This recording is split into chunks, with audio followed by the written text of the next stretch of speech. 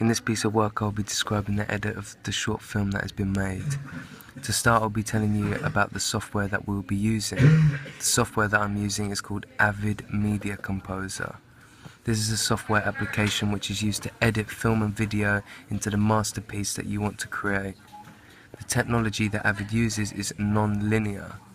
This means the editing process is non-destructive. Non-destructive editing is a form of audio, video, or image editing where the original content is not modified in the course of editing. In other words, the original footage is stored and will be exactly how the camera operator filmed them. Non-destructive editing allows the footage to remain the same, however, can be modified and edited into a sequence by using specialized software. The software allows to cut clips, splice in, embed with soundtrack, fade and merge together to perform a quality style of editing for the audience to watch. The footage that I used was filmed in 720p, which P stands for pixels. The software application allows the footage to be transferred in 720p, so it remains high definition, in other words HD. So HD is a progressive signal format with 720 horizontal lines and an aspect ratio of 16:9. This format is known as a widescreen HD TV. As you'd notice, HD TV produces a very high quality picture. 720p compared with 360p is a huge difference in terms of quality of picture. 720p has more lines, more pixels. As a result, produces a better quality image. High definition creates a much better experience for the audience because colors are more enhanced and details are more noticeable. So, the next thing I'll be talking about is how we stored our film. So we had to store our film somewhere, so we created something called bins to store all of our footage in. Back in the day, storing films would be known as storing tapes. However, we've come a long way from using tapes. So, why do we need to store film? If you do not store film, you have a hard time collecting the footage you need when you want to use it. Storing film allows you to sleep at night knowing all your footage is safe and together, ready for you to access when editing. The same goes with storing tapes back in the day. If you did not store tapes in a safe place, there would be a high chance that the tape would be ruined and all the hours of filming would have gone to waste. Back to bins. Bins allow to store a vast amount of footage into one folder.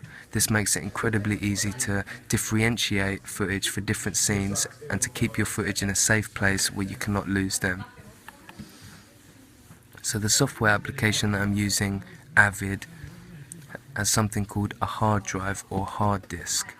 The hard drive in Avid is huge. Despite the amount of footage already in the system, it still gives me 500 gigabytes to use. 500 gigabyte is equivalent to a PS4. The hard drive within the software is important because it needs to be able to handle the footage for you to transfer onto it. If the hard drive is small, it means that you will run out of storage space and then have to store your film somewhere else. This complicates things more than things need to be and is time consuming due to switching hard drive to uncover footage. So let's talk about data transfer rates. First of all, what are they? They are the speed in which data can be transmitted from one device to another. Data rates are often measured in megabytes or megabytes per second. These are usually abbreviated as Mbps or Mbps with a capital B. The Avid software happens to have good transfer rates, which means I can transfer files from camera to the editing software in a matter of minutes. I've taken into consideration continuity in the film I've edited. Continuity is making sure that each shot flows onto the next in impeccable timing. The editing was a test of my continuity ability due to putting together a series of clips and making sure they flow. I needed to make sure that each shot that I put next to one another was an extension of the first. This is important because without it, the audience would feel like they are watching a series of clips that have been poorly mashed together and would drag their attention away from the story and to the poor editing choice of the editor. I've used a variety of appropriate transitions in my clips. This is where you cut clips to make them flow better. Mainly at the end of the clip with the footage that does not need to be shown, you cut it and include a transition for the next shot to flow on. I cut this footage out to only show the relevant images that needed to be seen by the audience.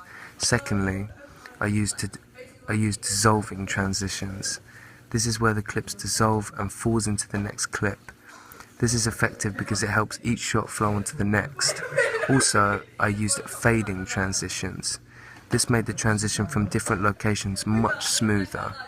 I used the fade because I wanted to slowly fade from one scene to the next, so the audience is not left with a blank screen to look at when they are changing location.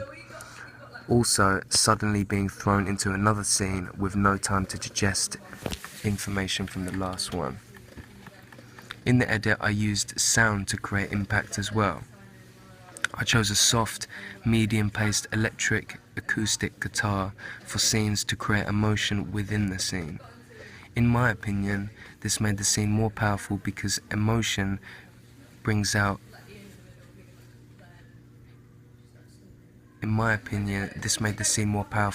emotional music brings out the emotion within a scene.